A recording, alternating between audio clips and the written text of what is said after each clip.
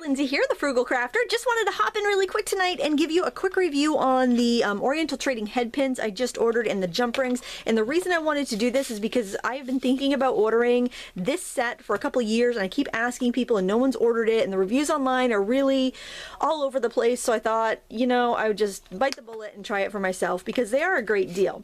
And this isn't sponsored. Oriental Trading doesn't know I'm doing this. I'm just trying to do a public service announcement. Now, a couple of years ago, I ordered their 1-inch headpin assortment, and it was cheap. It was like under 10 bucks, and you got head pins and eye pins, and I like them all except for this kind of like chrome, like vintage silver color.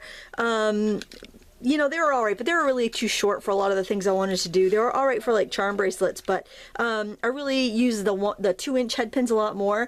And I was almost thinking that they were all kind of like this matte kind of color, and I wasn't happy with that color, and I got a lot of those. So that's kind of why I've hesitated in ordering the 2-inch assortment. And the 2-inch assortment is $17 or $17.99. I think it's $17 even. And a couple things I want to tell you. First of all is that you get way more silver than any other color. Then you'd get quite a bit of gold. And then the other three colors, the black, the copper, and the antique gold, you get fewer of. You're probably getting about 144 of those three colors. And I've got my extra silvers in here with this. The black is actually more of like a gunmetal color. In case you're kind of wondering exactly what that color is, it's not. It looks more like gunmetal than a black. And I'll just show you the packaging that they come in. This is a box from Harbor Freight that I'll show you the whole box. I'm just going to scamper it on over here. I'll grab the box. I'll bring it over. I really like this box. This was regular price 10 bucks at Harbor Freight, and it's got all these little smaller bins that are divided for your like beads and charms and stuff. I used a coupon. They always have those 25% off coupons in their little flyers, so I got it for like $7, I think. Maybe it was 30% off. That seems to figure out a little bit better. But that's what I have these in. So they don't come in this. They come packaged in these little containers. And I just want to show you. This is the box. The silver head pins came in. This is the box. The gold came in, and the other three colors came in packages like this size. So just to show you the difference of how much you get. So it almost seems like half of the assortment is silver, which is fine for me because that's what I usually use. But if you're looking for equal amounts of all of these colors, that's not where you're going to get. So if that's what you want, if you think you're going to get 200 of every color, that's not what's going to happen. It's great for me because these are kind of like in the order of how I use these colors, and probably the order of how they're sold, like as far as popularity, and that's why they do it this way. But I just want to let you know that that's what you're going to get. I found that most of them were straight, but every once in a while you get kind of like that one's really crooked. That's probably the worst one I've seen. And then I wanted to see if I could straighten it with my nylon jaw pliers, and this is my crappy old pair that I use for straightening wire because they're, you know, all chewed up. And then you can pull the nylon pliers along the edge of it if you do come across a warped one. This one was pretty bad, but I didn't find too many that way. The copper color was the worst out of all of them as far as like having some wrinkly ones, but with the nylon jaw pliers you can straighten them out pretty well. So just to have, so you have information on that. Now, well, they had a free shipping on any size order, so I decided to bite the bullet. And I also tested out the gold and silver to make sure they didn't chip, and they bent pretty well. I'll show you, I'll make the little matches to these earrings and show you how well they work in case, at the end, in case you want to see a little bit more if you're still on the fence.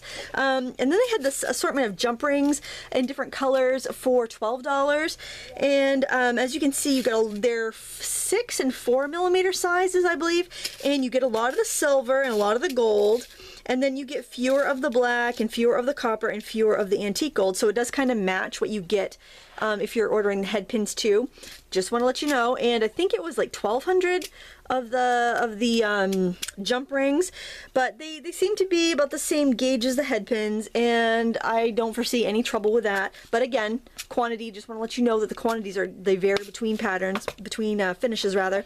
So I just want to show you how they work, and then we'll just wrap this review up. I just wanted to, you know, do a quick little show and tell for you. So what I'm going to do is just string my beads on my head pin like I normally would.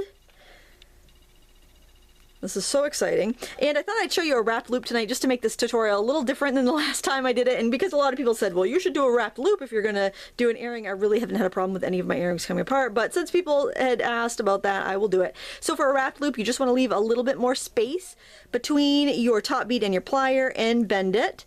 Now these are a little bit of a, I would say they're probably a 20 gauge wire. I don't know, it didn't say on the package, but I'm guessing it's about a 20, so it might be a little bit thicker than you're used to.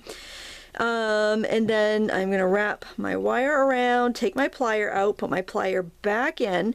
So to do the wrapped loop, I hope you can see that, I'm going to pull the wire down. So you notice the big difference here is I didn't clip my wire. I'm leaving it long.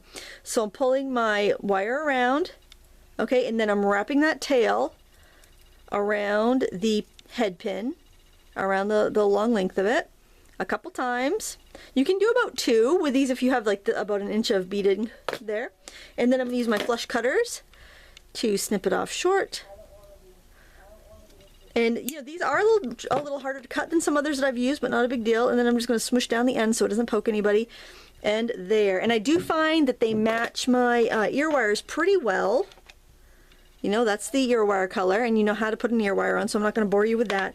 The gold is the exact same thing. It bent the same, you know, same idea. They match my ear wires that I have pretty well too, close enough that I wouldn't notice it being any different.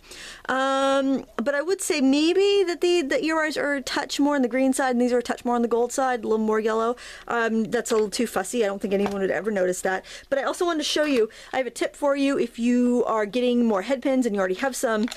When I start a new thing of ear wires or head pins, I use up what I have first. I don't mix them all in together unless I just have a couple left in my container. And I'll show you why. If you look at this brand here, they're a little bit greener. See that? They're a little bit, I don't know if you can you tell that on camera? They are a little bit greener than those. Okay, now it wouldn't be a big deal. You know, like they look close enough to those, but if you had 2 and you're doing like a pair of earrings and you had one with this color and one with that color, if they're sitting in a package in your booth for sale, they might look a little different. So what I do is I keep these like in their little baggie. Since this had a clear baggie, I'd keep them separate and use one up first before I started the new batch. So there's a little tip for you. I do the same thing with ear wires. I have a box where I keep my back stocked things until I'm ready to use them, and I do keep them in their little plastic packages just in case there's any tarnish issues, because I am working in a basement and it can tend to be have a little more moisture than I would like, but that seems to keep the tarnish at bay. I didn't really notice any tarnish on any of these. Well, maybe some of the golds I can see some little speckles. Let me just take a look here. I don't know.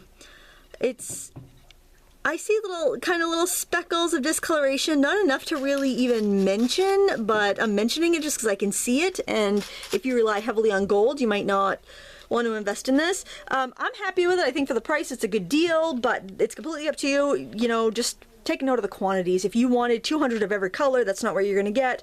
You're going to get way more silver, and maybe it might even be 100 of these, you know, other 3, and then way more silver and gold. I didn't count them.